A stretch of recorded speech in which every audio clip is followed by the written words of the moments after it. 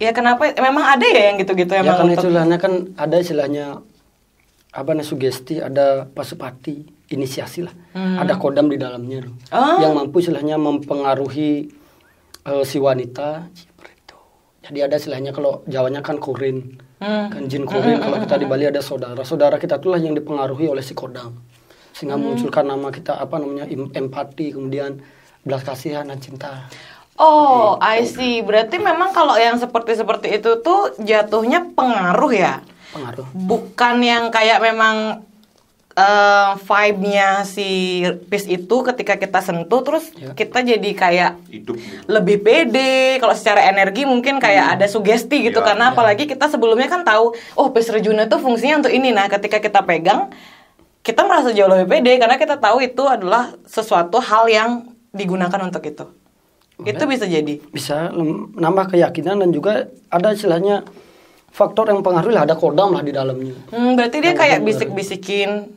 Kok kira-kira kodamnya itu ganteng nggak sampai bisa buat orang cewek gini? Berarti pengaruhnya aja yang kuat. Mungkin ada dari sisi kita yang ditingkatin gitu mungkin. Dari sisi yang pegang. Iya. Oke, berarti itu bisa mengelabui ya dari yang kita mungkin jelek pas kita bawa itu kita dilihat ganteng. Iya. Bisa jadi susu nggak itu namanya? Susu sih entah kalau di Bali lah. Di susu kan kebanyakan pakai jarum. Soalnya belanja kelebihan uangnya susu. Oke. Jadi apakah pis Rejuna itu khusus untuk laki-laki aja? Iya, kalau wanita ada pis bulan namanya. Pis bulan. Iya. Banyak-banyak uang sih. Pis model-model pis gitu. Pis jarum. Berarti sama itu pengaruhnya? Sama. Efeknya sama? Iya. Oke, jadi kalau untuk pis Rejuna itu guys, itu khusus untuk laki-laki. Dan untuk perempuan, itu pis bulan kalau di Bali. Ya, bulan jadi purnama ya. Jangan bulan tilam dicari. Oke. Jadi spesifiknya pis bulan purnama? Iya. Serius? Aku gak tahu apa, kayak aku dikerjain sih. Serius, pis bulan aja? Pis bulan gitu aja.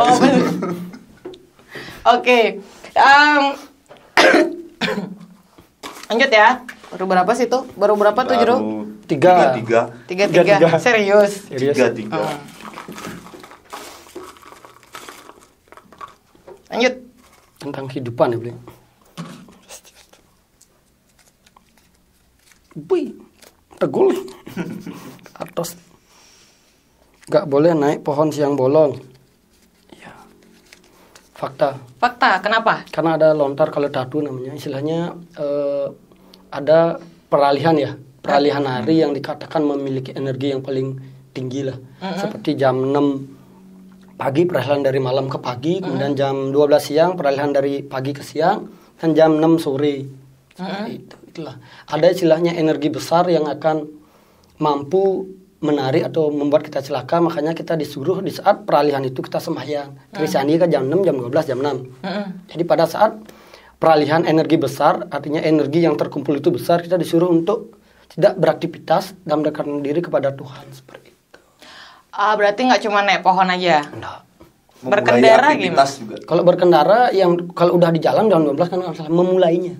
Memulai Aktivitas. Oke, jadi itu fakta. Nggak cuma untuk naik pohon aja gitu, tapi saat memulai aktivitas diusahakan jangan siang-siang gitu ya.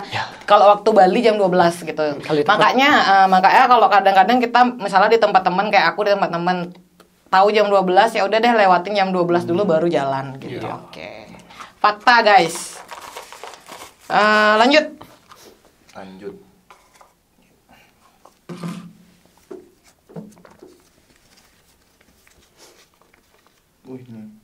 Nggak boleh nyapu malam-malam bisa hilang rezeki.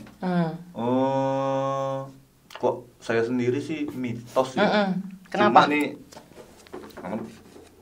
setiap malam sih nyapu karena telat kan. Tapi ya tetap bersyukur aja sih gitu. Secara pengalaman dia. Cuma hilang nggak rezekinya? Beli Didi kalau nyapu malam? Nggak tahu ya. Enggak sih. Enggak, biasa aja masih. Biasa aja. Cuma secara gini nih kayaknya apa namanya?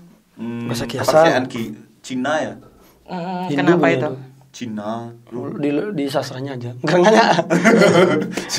Tapi orang Cina sih Ya. sama kayak pintu gitu kan, dibilang yang kalau orang Cina tuh kan pintunya tuh harus masuk ke rumah. Nah kayaknya nyapu tuh juga kepercayaan Cina kalau nggak salah. Dengar-dengar nih ya. Boleh nyambung? Boleh, silakan. Jadi silakan mitos dulu. faktanya fakta yes kalau kita mengacu pada lontar. Jadi di sana dikatakan akan menghilangkan rezeki. Secara logika malam adalah untuk kita istirahat. Jadi kalau malam kita bekerja, paginya kita tidak akan fit untuk kerja dan rezeki akan hilang. Itu logika kan. Kemudian kalau mitosnya di perhotelan kan ada shift malam. Dan rezeki hotel ya tidak mungkin hilang. Jadi itu tergantung. Saudaramu kalau tugas kita nyapu malam di kerja hotel, laksanakan kerja malam. Kalau kita di rumah lebih baik jangan malam. Karena itu waktu untuk kita istirahat, berkumpul keluarga dan lain sebagainya. Oke, berarti pengecualian. Kalau kalian nyapu di rumah, usahakan untuk tidak malam hari. Tapi kalau misalnya kalian bekerja, ya nggak apa-apa gitu ya. Oke, sejelas itu guys. Lanjut. Lincik nih beli.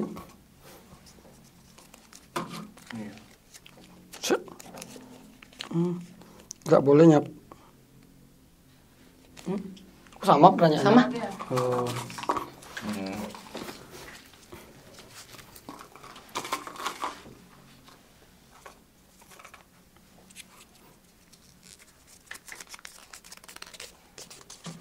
Dilarang menyanyi di kamar mandi.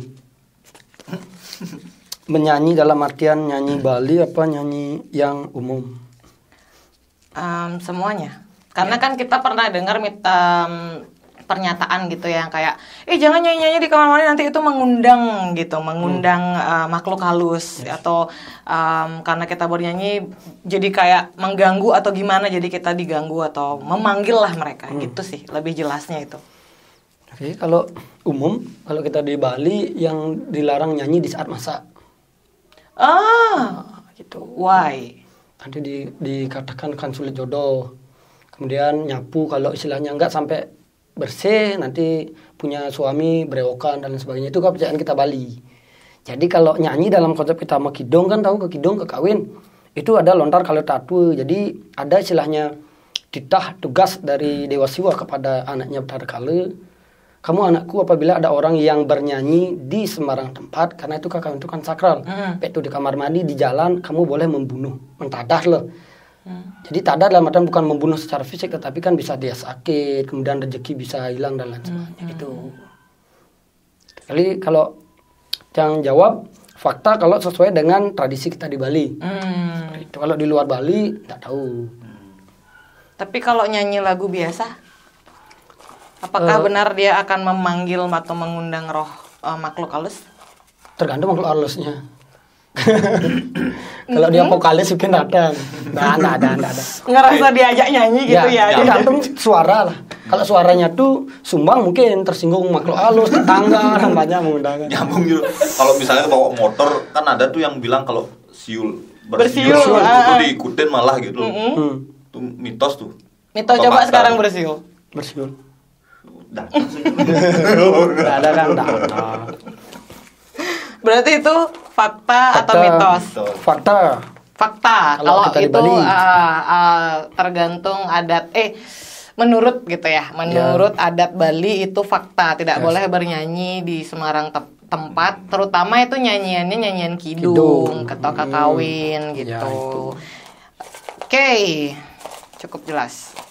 Next, terakhir ya? Wih, terakhir. The last, guys. Semua ada semua. Wih. Pohon beringin angker. Fakta. Kenapa? Karena kan pohon beringin yang paling disakralkan kan kita di sini. Terus kalau kenapa sih pohon beringin itu disakralkan? Kalau secara gini sih secara penjelasan gininya tuh pohon beringin pertama dipakai sebagai lambang Pancasila juga kan. Jadi ada sesuatu yang dikeramatkan untuk mungkin banyak filosofis yang ada di pohon beringin. Mungkin lebih detailnya sih Juru Panji yang tahu karena dia sering baca lontar-lontar. Jadi ya dikeramatkan kenapa ada satu pohon beringin itu banyak nama ya. Ada lontar dasenama, ada waringin menyebutkan, udah ada wandire. Jadi pohon beringin itu dikeramkan karena satu diyakini sebagai tempat bangsa halus lah. Jadi bangsa halus itu tidak selalu negatif. Jadi ada dualitas lah bangsa halus yang bertempat di sana. Kemudian apabila ada pura yang memiliki pohon beringin itu diyakini pura itu akan sakral sebagai peneduh nantinya, sebagai tempat berlindungnya lah para umat di saat ingin istilahnya mencerahkan bagaimana masalahnya. Makanya kalau kelahiran biasanya orang yang memiliki pohonnya kan ada di Uku Sinte itu namanya oka pohon beringin, diyakini akan sebagai tempat bersandar untuk orang-orang yang memiliki masalah lah. Contoh nih, Mbok Tika nih pohonnya pohon beringin. Saat orang-orang ada masalah pasti akan mencari Mbok secara tidak langsung dulu, ingin curhat untuk mendapatkan itu. Oke, I see. Jadi fakta ya. Karena seperti yang sudah dijelaskan tadi, pohon beringin itu banyak banget punya makna dan juga tempat persinggahannya makhluk-makhluk gitu, atau tempat dan secara apa ya enaknya pakai katanya ya, secara logika gitu, atau dan pohon beringin itu ada di ya seperti kelahiran kita juga, simbol gitu, simbol gitu. Jadi itu fakta berarti. Jadi guys, itu dia games kita.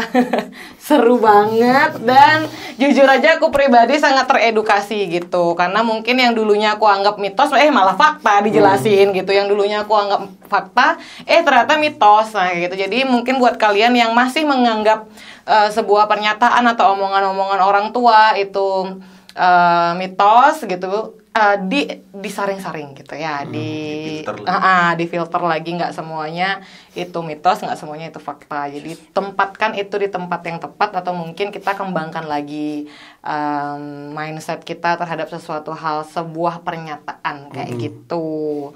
Well, kita masuk ke sesi berikutnya, Juru Pance dan Beli Dede. Sekarang saya sudah bawa kartu tarot. Oke, jadi yang pertama mungkin untuk Juru Pance aku bacain ya. Ada pertanyaan spesifik? Jadi intinya untuk karir ke Taksipoleng lah. Oke.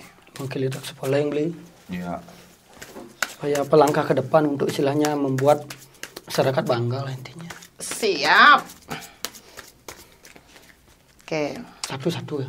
Ya, ambil satu. Tunjukkan ke kamera. Terbalik? Enggak ya? Terbalik. Cinta. Ya. Pagoan. Oke, jadi kartunya adalah Nine of Wands ya. Nine of Wands, angka 9 itu kalau di tarot itu angka kemenangan, angka pencapaian. Jadi Juru Pance sudah melewati banyak proses gitu sampai akhirnya menetapkan gitu bahwa oke, saya akan jadi pelayan nih, udah fix gitu. Saya akan mengikuti proses spiritual saya, apapun yang visi misi jiwanya Juru Pance itu akan udah nyatu gitu, udah berdamai dengan semuanya gitu, sampai sudah menemukan bahwa oh ya, saya dengan Taksipoleng, saya dengan pilihan saya di karir atau di tugas-tugas spiritual itu sudah bagus gitu, sudah fix lah gitu, ya. Jadi bagus untuk kedepannya. Pagoan. Udah mantep. Mantap. Oke, aku lanjut ya untuk membaca Beli Dede. Ya. Pertanyaannya ada yang spesifik? Mungkin ya proses perkembangan spirit atau spirit. Pribadi. Ya, Oke. pribadi. Tahun 2021 ya? Iya. Satu kartu. Tunjukin ke kamera. Balik. Ini udah kebalik. Udah ya. Oke.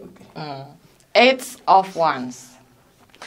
Jadi di sini tuh masih banyak tantangan yang harus Beli Dede selesaikan gitu. Masih banyak hal tugas-tugas gitu ya, entah itu tugas fisik, tugas mental gitu, dan memang harus lebih peka gitu, karena memang kalau aku lihat tuh di tahun 2021 memang agak keroyokan nih datangnya gitu, agak bikin keteteran gitu, kayak yang satu belum selesai udah harus ngadepin yang lain lagi gitu. Makanya di sini di Wands ini harus siap mental. 2021 apapun yang terjadi, mentalnya dulu dikuatin kayak gitu. Ketika mentalmu udah kuat, pondasimu udah kuat, ya udah menghadapi apapun akan lebih mudah. Nah, seperti itu ya.